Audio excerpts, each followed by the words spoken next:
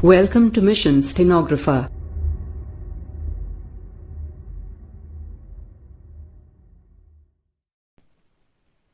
सौ शब्द प्रति मिनट स्टार्ट होगी 5 सेकंड बाद।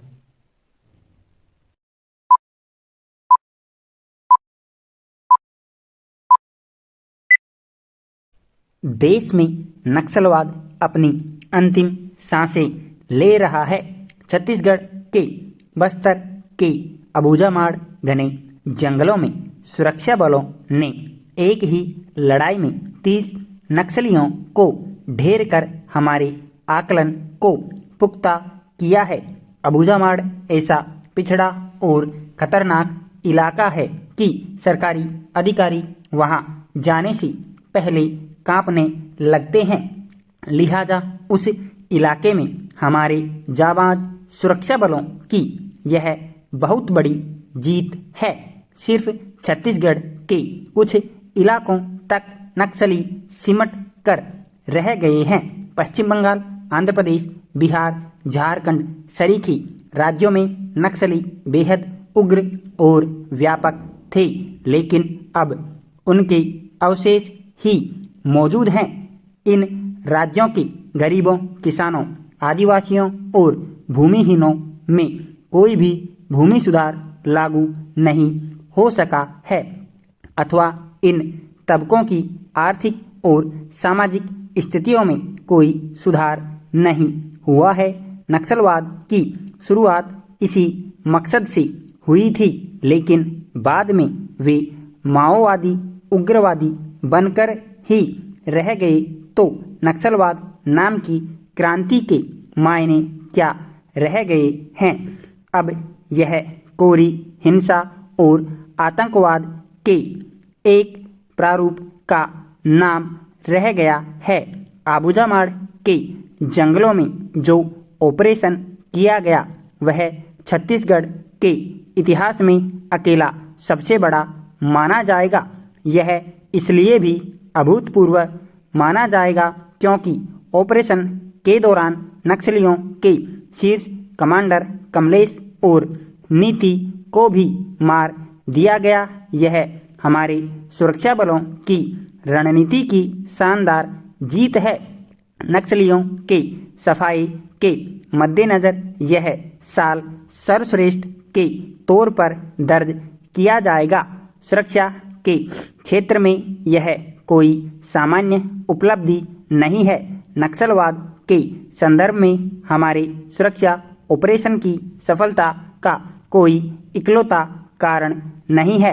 ऑपरेशन कई दशकों से जारी रहे हैं, लेकिन ऐसी कामयाबी नहीं मिली थी जिसके आधार पर आकलन किया जा सके कि अब लाल उग्रवाद समाप्ति के दौर में है। पैरा जिस दौर में नक्सलवाद का विस्तार हो रहा था और खुद केंद्रीय गृह मंत्रालय मानता था कि 100 से अधिक जिलों में नक्सलवाद की मौजूदगी है, तब यह उम्मीद नहीं थी कि लाल उग्रवाद अबूझमाड़ के जंगलों तक सिमट कर रह जाएगा। नक्सलवाद के खिलाफ शानदार सफलता में केंद्र और राज्य सरकारों के बीच बेहतर समन्वय और समझ, माओवादी गढ़ के निकट अधिकतर सुरक्षा शिविरों की स्थापना और उनके संचालन, तकनीकी सुधार के तहत ड्रोन की तैनाती और सभी क्षेत्रों में बेहतर संचारी जुड़ाव आदि का भरपूर योगदान रहा है। हमारे सुरक्षा दस्ते किसी एक बल के जवानों से नहीं बनते, बल्कि वे कई बलों का मिश्रण होते हैं और उसी ताकत से ऑपरेशन करते हैं।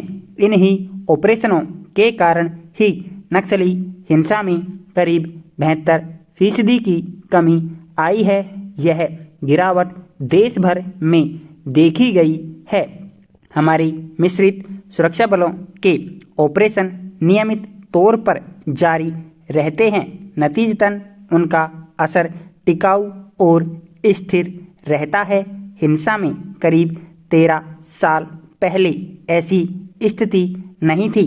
हमने वे हादसे भी देखे हैं जब नक्सली हिंसा में एक साथ 75 जवान शहीद कर दिए गए थे। जिस तरह नक्सलियों के शीर्ष कमांडरों और उग्रवादियों को ऑपरेशन के जरिए ढेर किया गया है, वह दशकों पहले इतना आसान नहीं था। पैरा। महात्मा गांधी ने कहा था कि नदियाँ हमारे देश की नाड़ियों की तरह है। यदि हम उन्हें गंदा करना जारी रखेंगे तो वो दिन दूर नहीं जब हमारी नदियाँ जहरीली हो जाएंगी, और अगर ऐसा हुआ तो हमारी सभ्यता नष्ट हो जाएगी। जिन नदियों को हम माता समझते हैं, नदियों का प्रदूषण हमारे लिए भी किसी श्राप से कम नहीं हो सकता। मोदी सरकार ने गंगा को संभालने और इसके संरक्षण के उद्देश्य से भी वर्ष 2014 में नमामि गंगे नामक योजना लॉन्च की थी। गंगा तभी पूरी तरह साफ होगी जब हम इसे साफ सुथरा रखने का मन बनाएंगे। लोग गंगा नदी के किनारे जाते हैं पुण्य कमाने, लेकिन गंगा में पॉलीथीन या अन्य गंदगी डालने से परहेज नहीं करते। देश में नदियों के संरक्षण की सख्त जरूरत है। पैरा। राष्ट्रपिता महात्मा गांधी ने कहा था कि वह चोरी की इजाज़त दे सकते हैं, लेकिन मुफ्तखोरी की नहीं। मौजूदा प्रधानमंत्री मोदी भी कई बार चेता चुके हैं कि मुफ्त की रेवड़ियां देश की अर्थव्यवस्था के लिए बहुत घातक हैं। इन कथनों के बावजूद आज देश में मुफ्तखोरी और गारंटियों की ही राजनीति चल रही है।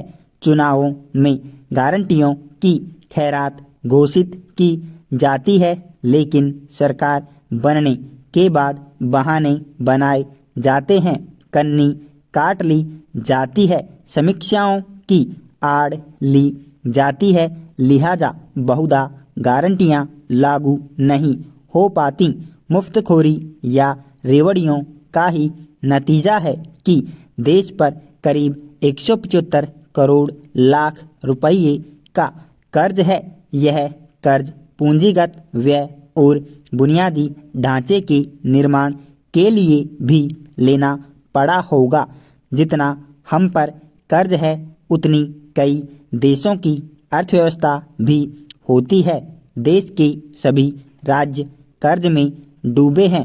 यदि कोई सरप्लस में होने का दावा करता है तो झूठ बोल रहा है, देश की जनता को बेवकूफ़ बना रहा है। दो मुख्य उदाहरणों के जरिए मुद्दे को समझने की कोशिश करते हैं। भारत सरकार की ओर से 80 करोड़ से अधिक लोगों में 5 किलो मुफ्त अनाज प्रति माह बांटा जा रहा है। यह योजना 2028 के अंत तक चलेगी। पैरा। कोरोना महामारी के कारण यह योजना शुरू करनी पड़ी थी, लेकिन अब तो कोरोना के प्रभाव समाप्त हो चुके हैं। बाजार खुले हैं, आर्थिक गतिविधियां खूब चल रही हैं। फिर भी इतनी आबादी को सरकार ने मोहताज बनाकर क्यों रखा हुआ है? मुफ्त अनाज पर 5 साल में 11 लाख करोड़ रुपये खर्च करने पड़ेंगे। दूसरी प्रमुख योजना है पीएम किसान निधि। इसके तहत किसानों को हर 4 माह में 2,000 रुपये दिए जाते हैं। सालाना 6,000 रुपये उनके बैंक खातों में डाल दिए जाते हैं। करीब 9 करोड़ रुपये खर्च किए जाने की बात कही जाती है। बहरहाल केंद्र सरकार की ऐसी 100 से अधिक योजनाएं हैं जिनमें राशि बैंक खातों में जाती है अथवा सब्सिडी के तौर पर दी जाती है। ये योजनाएं रेवड़ियां हैं या मुफ्तखोरी अथवा जन कल्याण की श्रेणी में आती हैं। बिजली, पानी, बस यात्रा, शिक्षा, स्वास्थ्य, कर्ज माफ़ी सभी कुछ मुफ्त कैसे मुहैया कराया जा सकता है? आखिर पैसा तो देश के औसत करदाता का है।